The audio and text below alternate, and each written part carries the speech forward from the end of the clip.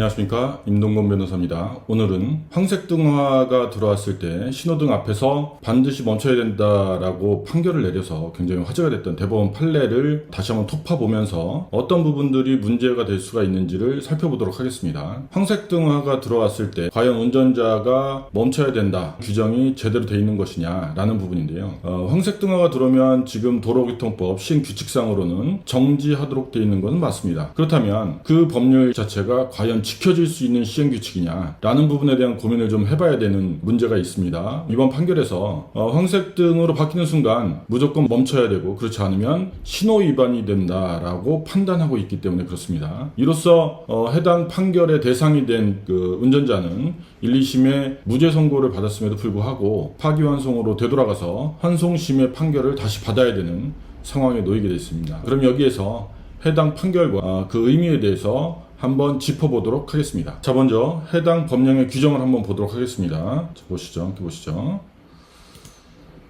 자, 이것은 도로교통법 시행규칙 제6조에 따른 시행규칙 별표 2입니다. 별표 2에 보면 황색등화의 뜻에 대해서 나와 있습니다. 차만은 정지선이 있거나 횡단보도가 있을 때에는 그 직전이나 교차로의 직전에 정지하여야 하며, 이미 교차로에 차마의 일부라도 진입한 경우에는 신속히 교차로 밖으로 진행하여야 한다.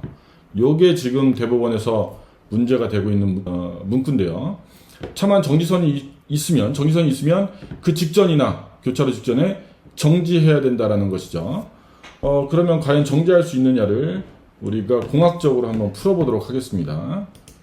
저희가 이제 챗 GTP를 통해서 한번 물어볼 건데요. 제가 질문은 미리 작성을 해놨습니다. 한번 보겠습니다. 질문은 어떻게 되어 있냐. 운전자가 갑자기 바뀐 황색 신호등을 보고 멈춰서려고 한다.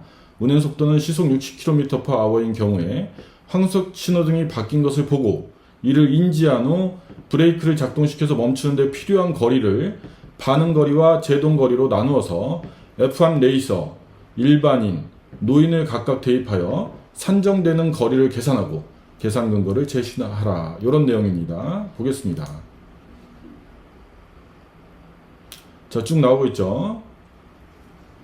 시속 60km, 반응 시간이라는 게 있고요. F1 레이서는 0.25초, 일반인 1.5초, 노인은 2초입니다. 그러니까 신호를 보고 브레이크를 작동시키는 데까지 걸리는 시간을 얘기하는 거예요. 확실히 F1 레이서는 운전을 직업으로 삼는 레이서이기 때문에 0.25초 정도가 걸리고, 일반인은 1.5초, 노인은 2초 정도가 걸립니다. 반응 거리는 속도 곱하기 반응 시간이고, 여기에 따라서 0.25초, 1.5초, 2.0초에 걸린 반응 거리를 보면 각각 F1 레이서는 4.17m. 이 얘기인 즉슨 4.17m 정도만 운행한 이후에 바로 브레이크가 걸린다라는 얘기죠. 일반인은 25m, 노인은 33m입니다. 그리고 60km로 갔을 때 제동거리, 차가 브레이크를 작동하고 시키고 나서 멈추는 데까지 걸리는 거리는 총 20m. 다 똑같습니다. 브레이크를 같이 밟았다고 했을 때. 따라서 이렇게 보면 F1 레이서가 정지하는 데 걸리는 거리는 24m, 일반인은 45m, 노인은 53m가 됩니다. 보도 내용 한번 보겠습니다.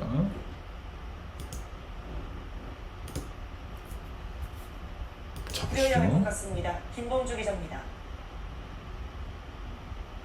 좌회전을 하기 위해 교차로로 들어서 자, 정지선 지났습니다. 이전 신호는 황색등으로 바뀌었지만 승용차는 멈추지 않았고 왼쪽에서 갑자기 나타난 오토바이가 충돌합니다. 몇 미터나 될까요? 오토바이 운전자 등 10대 2명이 크게 다쳤고, 몇 미터나 되는 걸로 보이십니까? 제가 볼 때는 5m, 사고 지점까지 5m 내지 6, 7m 정도 많이 보면 그렇게 보이는데, 아까 우리가 본 결과에 따르면 어떻습니까? F1 레이서도 25m, 일반인 거의 45m, 노인 같은 경우에는 더 많은 거리가 필요하다고 볼 수가 있겠죠. 그러면 결국 무슨 얘기냐, 황색등이 바뀐 것을 보고 바로 제동을 한다고 하더라도 아무리 빠른, 반응 속도가 빠른 F1 레이서도 25m 이상 진입할 수밖에 없다라는 얘기거든요. 그러면 그 우리 도로교통법 시행규칙에 있는 규칙을 과연 그 규칙대로 운전할 수 있는 F1 레이서가 있을 수가 있느냐? 공학적으로 없다라는 얘기입니다. 그러면 시행규칙을 어떻게 지킬 수가 있겠습니까? 이거는 현실적으로, 공학적으로 지킬 수 없는 규정이 되는 것이죠.